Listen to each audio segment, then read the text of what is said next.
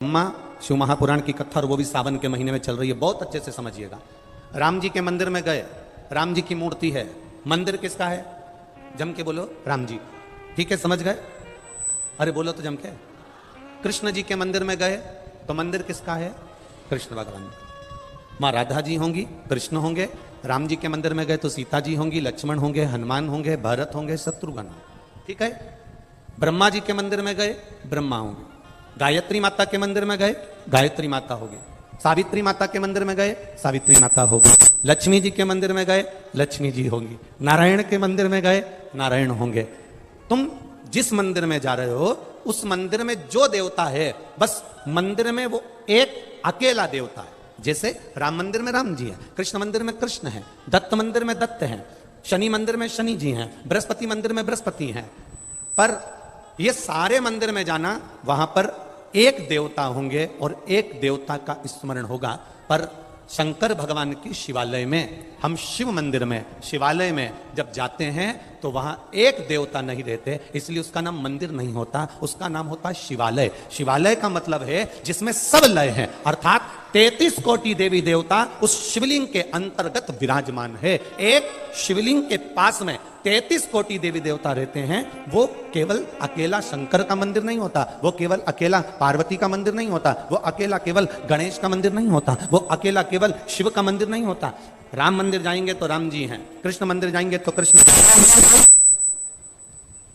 शंकर भगवान का जो शिवालय है, शंकर भगवान का जो शिवालय है, शिव मंदिर है, शंकर भगवान का जो शिवालय है, वहां मंदिर नहीं, वो शिवालय कहलाया है। शिवालय का मतलब है कि वहां मेरा देवाधिदेव महादेव अकेला नहीं बैठा है, वहां मेरा देवाधिदेव महादेव सबके साथ विराजमान।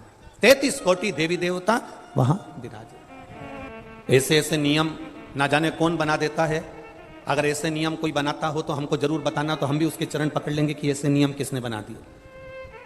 किसने तुमको ऐसा नियम बता दिया कि गंगा जी नहाने जाओ, छिपरा जी नहाने जाओ, यमुना जी नहाने जाओ, नर्मदा जी नहाने जाओ, पवित्र नदी में स्नान करने जाओ तो अपने तन का कपड़ा वहीं छोड़ आओ? ये कोई ने बताया तुमको? ये कौन ने नियम बना दिया? लोग नहाने जाते हैं, अपना कपड़ा मत छोड़ आते।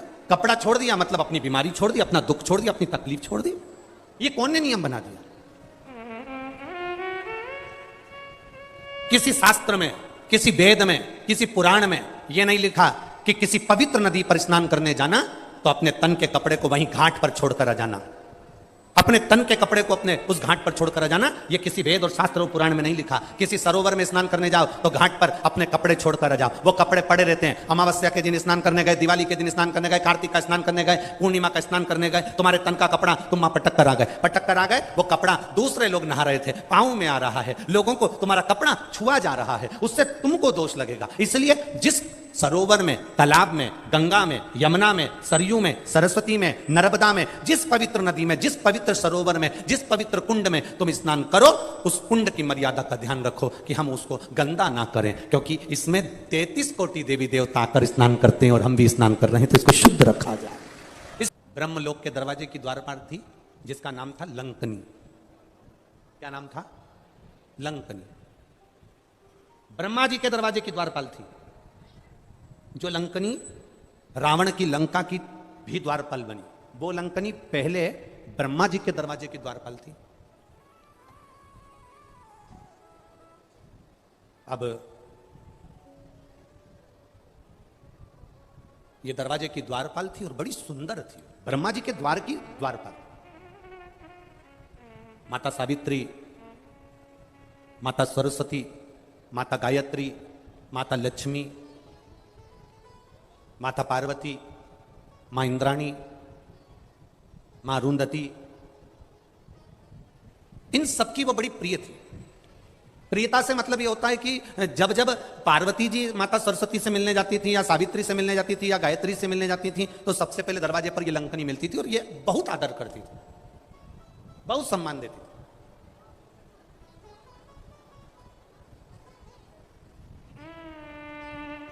अब एक बार ये जो लंकनी थी बड़ी सुंदर थी और दरवाजे की, ब्रह्मा जी के ब्रह्मलोक के दरवाजे की द्वारपाल थी। बड़ी सुंदर, बड़ा सुंदर इसका वैभव था। अब हुआ क्या, एक दिन दरवाजे पर लंकनी खड़ी थी और ब्रह्मा जी ने लंकनी को आवाज लगाया कि दरवाजे के द्वार बंद कर दीजिए। लंकनी का स्मरण नहीं हो पाया क्योंकि लंकनी भगवान नारायण के स्मरण में लगी हुई थी और शिव भक्ति का एक मन में चित्त में उसके भाव जागृत हो रहा था।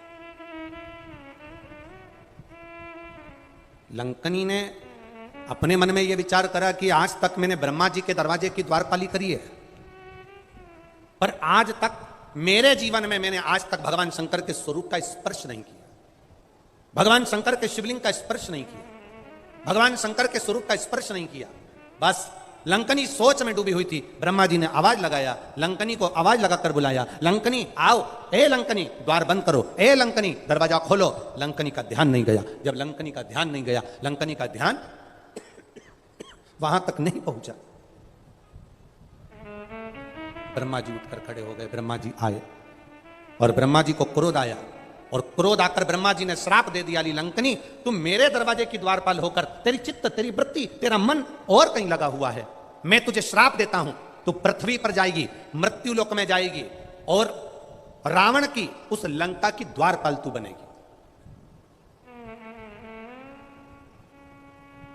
आंख में आंसू भर गए। ब्रह्मलोक छोड़कर कहां मृत्यु लोक में भेज रहे हो? ब्रह्मलोक छोड़कर कहां देवलोक छोड़कर कहां इस पृथ्वी पर भेज रहे हो? इस मृत्यु लोक में मुझे नहीं जाना है, मृत्यु लोक में मुझे मत भेजो, मृत्यु लोक में मुझे मत पहुंचाओ। बार बार कहा गया, बार बार निवेदन करा गया। तब ब्रह्मा जी ने कहा क्या चाहती है? मेरा उद्धार, शंकर का स्पर्श करूं, मुक्ति पा जाऊं।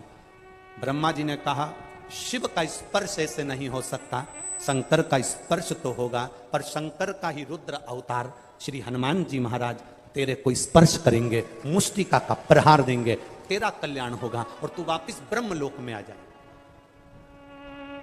वापिस ब्रह्मलोक में।